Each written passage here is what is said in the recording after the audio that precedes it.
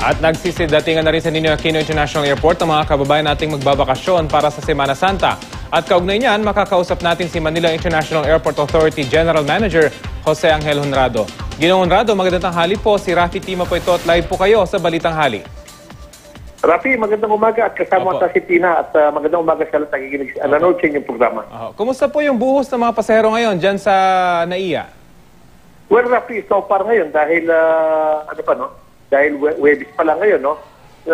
Medyo usual pa rin matumal pa rin matumal ang alis ng mga tao ngayon papunta sa mga probinsya, but we expect it to pick up magmula itong weekend na ito. Kumusta po yung abiso naman mula sa ating mga airlines? Talagang fully booked na ba habang papalapit itong Semana Santa, yung kanilang mga flights? Well, alam mo, Rafi, statistics-wise, no, for the past so many years, pag ganitong panahon na, no, mga 2 or 3 weeks before Semana Santa, talagang fully booked na itong mga ito.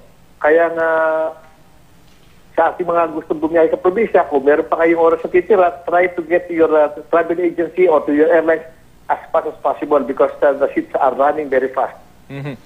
We understand po mula nung mawala yung MH370 ng Malaysia Airlines, medyo naghigpit din tayo ng seguridad dyan sa NAIA. May mga karagdagan ho ba kayong mga security precautions para sa ating mga pasaherong pupunta dyan?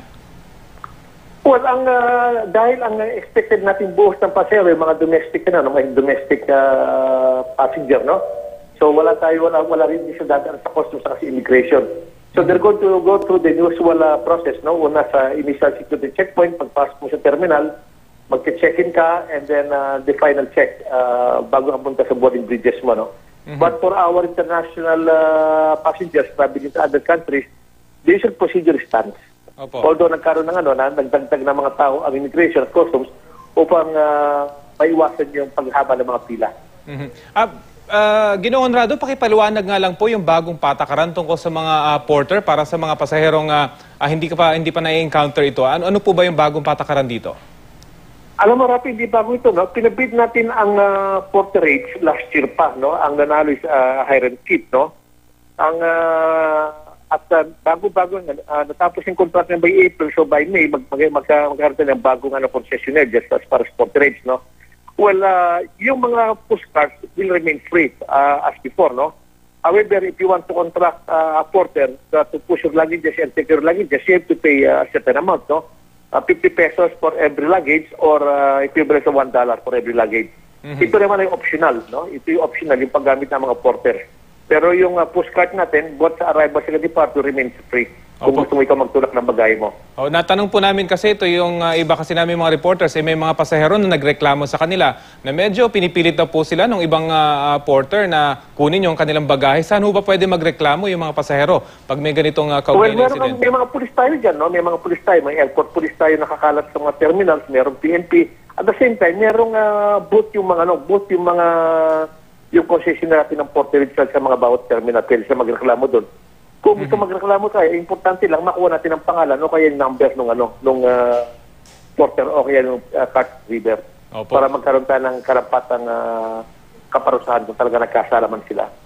Okay, sa good news naman po tayo, Ginoong Honrado, binigyan na po ng Category 1 rating ng Federal Aviation Administration ng Amerika yung ating paliparan. Ano pong masasabi nyo rito? Well, Rafi, I have not seen the official communication yet, no? But assuming na nabigyan na tayo ng Category 1, we expect na magkakaroon tayo ng more destinations sa mainland USA. Yun ang At pwede natin palitan yung mga aging aircraft natin sa mga bago at more efficient aircraft ng Philippine Airlines. Okay, sige po. Maraming salamat po. Jose Angel Honrado sa inyong oras. General Manager ng Manila International Airport Authority.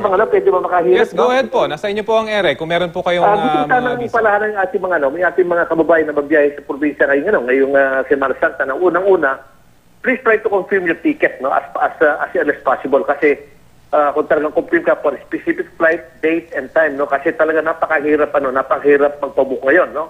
Pangalawa, if you have enough time, please be the airport 2 or 3 hours earlier, no. Kasi alam mo naman na traffic sa Metro Manila at mahirap kasi pag naiwanan ka ng aeroplano mo dahil na traffic sa daan, no? So try to give as much allowance in terms of time for you to be at the airport. Talagang nakaka-traffic sa Metro Manila, especially sa gabi, no? So I would like to suggest that you be at the airport as early as possible. At ang pangatlo, dahil nga mahigpit ang security natin ngayon, no, please avoid bringing items which will cause for confiscation, such as prohibited drugs, yung mga gun, ammunition, explosive, and that sort which are banned by law, at yung mga gels na more than 100 ml, no? May makikita naman kayo sa extremity kung ano yung mga bawal sa kanyang patalin.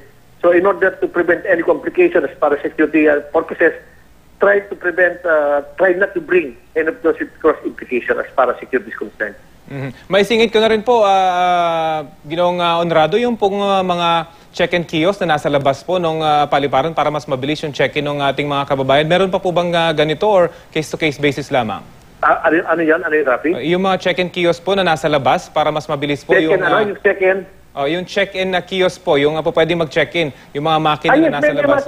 Lalo dito sa, lalo dito terminal, meron check-in kiosk dito na pwede kang mag-check-in na by yourself at makukuha mo yung boarding pass mo doon. So yun po yung pwedeng alternatibo para sa ating mga pasahero para hindi na sila pumili. Lalo na po, yung mga wala namang bagahay na i-check-in. At hand-carry lang dala nila. Yes, that's right. Or pwede ka mag-web check-in, no? Maraming airlines na ang web check-in.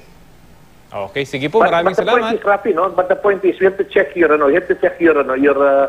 ticket, no? Yung time, yung hour, yung time, date, saka yung flight number mo, no? Just to be sure, yung papunta mo at pabalik. Mahirap na kasi may stranded ka sa probinsya at hindi ka makabalik sa Manila.